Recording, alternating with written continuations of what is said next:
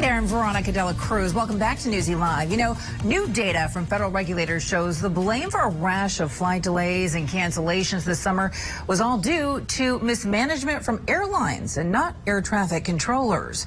According to federal transportation officials, air carriers were directly responsible for about 41% of delays from January to May and 38% of cancellations. In the meantime, air traffic control accounted for just 7% of canceled flights and 17% of delays. Transportation Secretary Pete Buttigieg says despite high cancellations, there are signs that air travel is becoming more reliable. We've seen a lot of improvements since then. You look at cancellation rates for the last couple of travel weekends, they've been around 1.5%, which is getting closer to normal. It's, of course, never going to be zero with weather and things like that, but it should never be as high as it was during the Memorial Day travel weekend.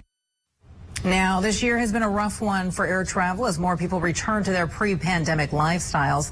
According to federal officials, more than 88,000 flights were canceled through May. And thousands of Boeing employees planning to go on strike after rejecting a contract offer from the company.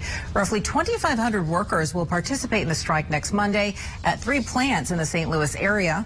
They say they want a fair and equitable contract. Boeing is disappointed workers rejected the deal. A company spokesperson said the contract included competitive raises and a generous retirement plan. Millions of Americans struggling to keep up with price hikes on everyday goods. In the meantime, inflation has been at a record level, 9.1% in June from a year earlier, and that is the largest gain since 1981. And the pain at the pump has also been driving families to reconstruct their spending habits.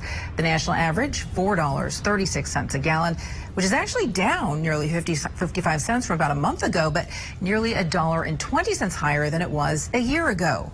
Plus, walking down the grocery aisle these days isn't exactly a pleasant experience for many Americans. Last month, the index that tracks grocery prices showed a 12.2% spike over the last year.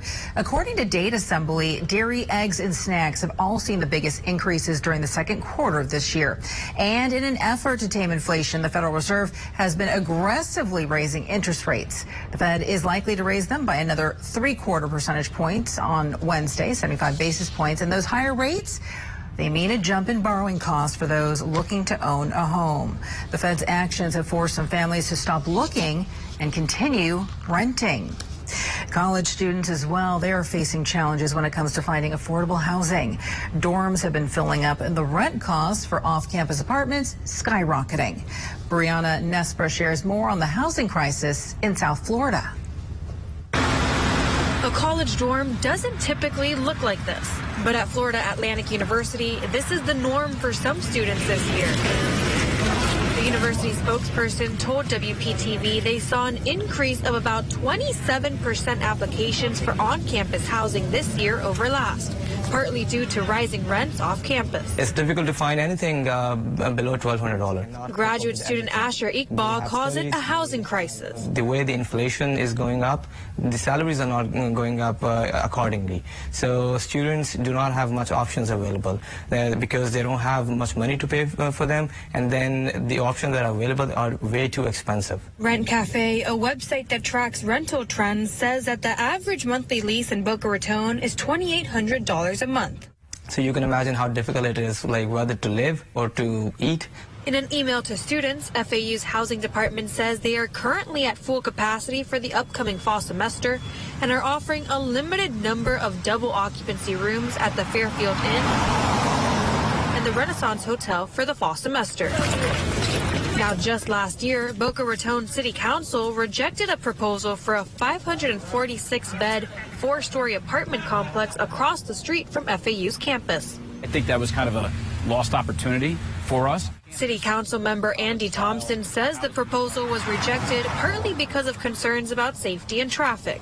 It would have been nice at a time like this to have those additional 500, 550 beds to accommodate the incoming freshmen going to FAU. It wasn't a perfect solution. It wasn't a silver bullet. It wouldn't have done the whole thing, but it was in our hand, dropped into our lap to try to address this. As Asher figures out how to afford rent off campus, Thompson says the city will have a discussion about what off-campus housing will look like in Boca Raton. Coming up next, will the wife of a sitting Supreme Court justice be called to testify before the January 6th committee?